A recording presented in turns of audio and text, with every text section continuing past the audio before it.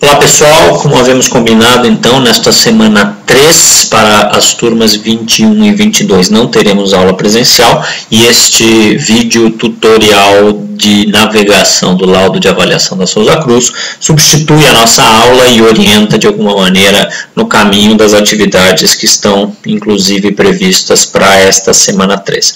Então, como eu havia sugerido, tenham em mãos aí o laudo de avaliação da Souza Cruz para que possam então poder começar a se familiarizar com esse documento. Ele vai nos acompanhar durante todo o curso, então é importante que façamos esse primeiro reconhecimento inicial.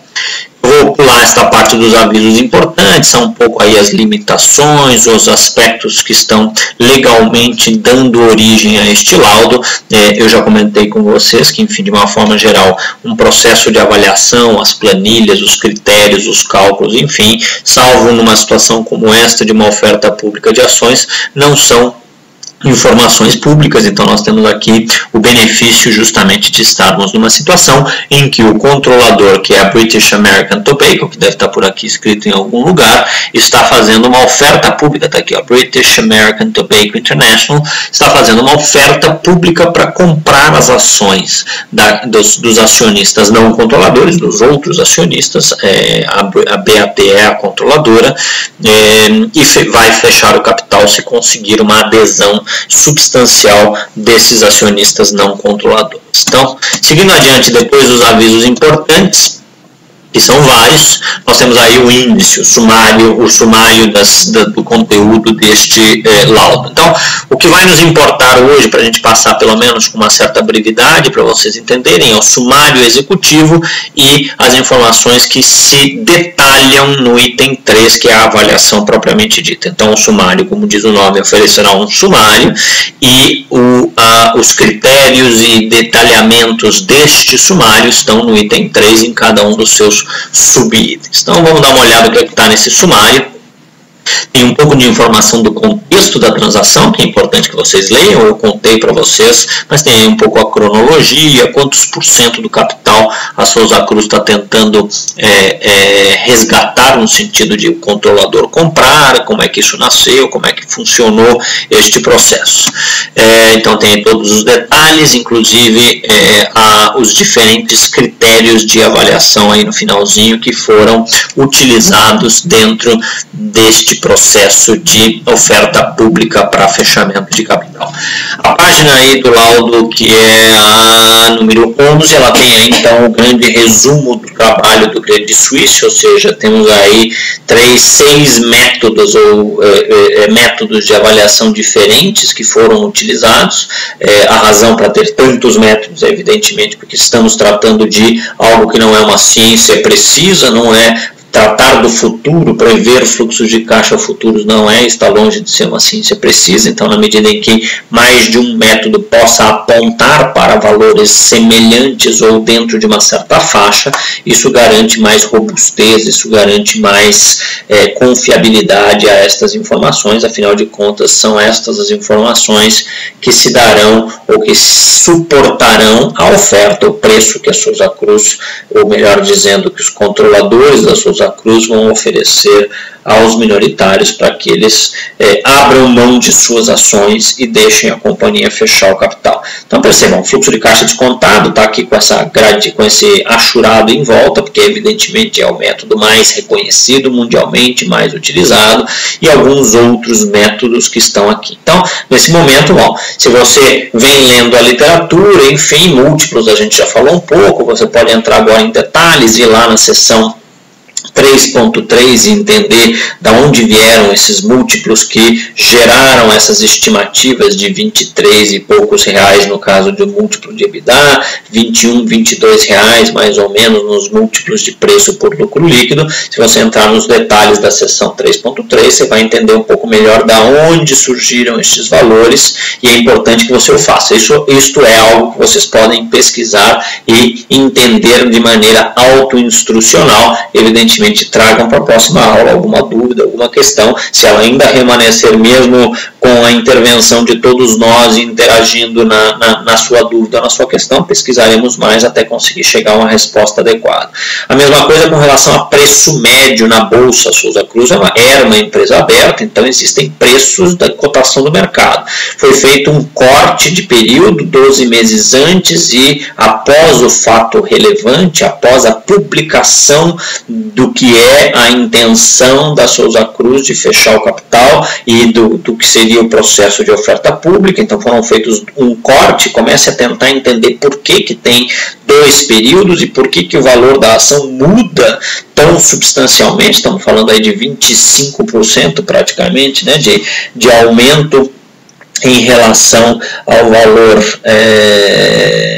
antes do anúncio. Então existe um aumento. Comece a pensar por que isso. E o valor patrimonial que nós mais já conhecemos, enfim, surge das demonstrações financeiras do patrimônio líquido em relação às ações que estão em circulação. Tem aí detalhamentos, enfim, nas páginas seguintes você tem um pouquinho mais de informação. O item 2 é o que menos nos interessa, a informação sobre o Credit Suisse, com quem eles já trabalharam, quem é cada um desses membros do time que fez o processo de avaliação. Isso, para nosso propósito aqui, é menos importante. A área 3 é a área mais parruda, mais relevante do laudo, onde estão detalhadas todas as informações de cada um desses critérios. Neste instante eu quero que vocês folheiem e comecem a entender. Então tem, por exemplo, visão geral de negócios, aí nessa página 19, questão das marcas, enfim, segmento premium de cigarro, segmento de value for money e low, cigarros mais populares, vamos chamar assim.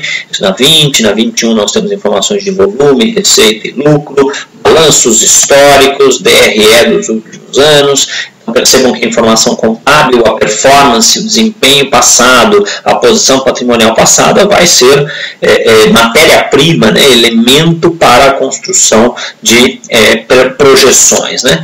As projeções vão aparecer mais um pouco de visão de mercado. Se a gente avançar para e é o item 3.2, que é a avaliação pelo fluxo de caixa descontado, depois de explicado minimamente a metodologia, a moeda e como é que estão construídos os fluxos de caixa descontado, eu venho entendendo as premissas, né? Ou seja, olhando aqui para a página 28, premissas macroeconômicas, inflação, taxa de câmbio, taxa de juros, são todas informações que vão alimentar o modelo de projeção de fluxos de caixa futuro. Mesma coisa com receitas, custos, na 29, despesas e assim sucessivamente.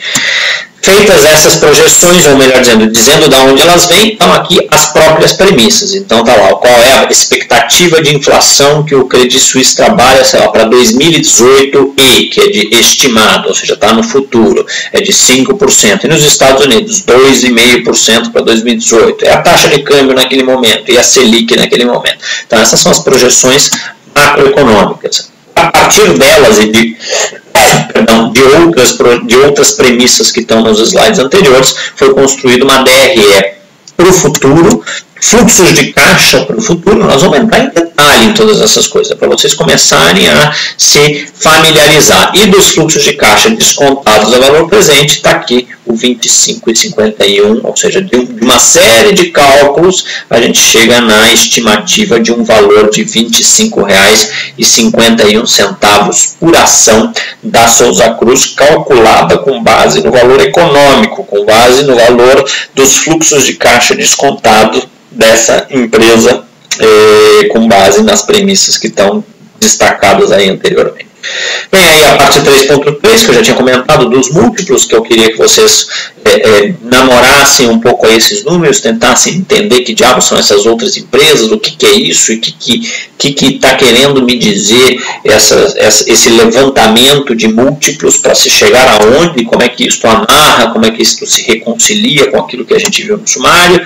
Então, aí a demonstração do cálculo do valor da Souza Cruz pelos múltiplos de EBITDA, e o valor da Souza Cruz calculado pelo múltiplo de preço e lucro líquido, ou preço sobre lucro líquido. variação do preço de mercado, já falamos, tem 2 períodos diferentes que eles estão anunciando, tá vendo? Olha o fato relevante aqui, ou seja, em 23/2 existiu um fato relevante. Convém a vocês procurem na internet, leiam esse fato relevante, porque ele foi divulgado para o mercado, onde se contou a história do que estava por vir. Então, e vejam que a ação teve uma modificação de patamar. Olha a média aqui do período antes do fato relevante e a média do período após o fato relevante. Tentem imaginar por que isso acontece. Por fim, patrimônio líquido é uma conta mais simples, é o valor do patrimônio dividido pelo número de ações, e com isso a gente chega no que seria mais uma das estimativas de valor. A partir daqui são os apêndices, nesse instante eles não nos interessam, podem evidentemente passar por eles, como é que foi calculado o WACC, que a gente vai ver com um pouco mais de detalhe para que ele serve e como é que ele é utilizado em termos de desconto, e assim outros detalhamentos que não estão nas transparências anteriores. Então, com isso, eu encorajo a todos em olhar com agora uma detenção adicional para estes pedaços, conhecer minimamente estes elementos, ter as primeiras dúvidas. É possível que você tenha dúvidas de coisas que nós ainda vamos tratar, mas se for esse o caso, a gente fará o devido esclarecimento, assim, olha, segura aí que daqui a um pouquinho a gente vai chegar lá. Mas existem coisas que é importante que a gente agora resolva para poder justamente entrar de cabeça neste documento e começar a fazer a engenharia reversa. Ok, pessoal? Então nos vemos na semana que vem, ou seja, na semana 4 do nosso programa, voltamos às nossas aulas presenciais como programado, e não se esqueçam de fazer a atividade. Abração para todos, até mais.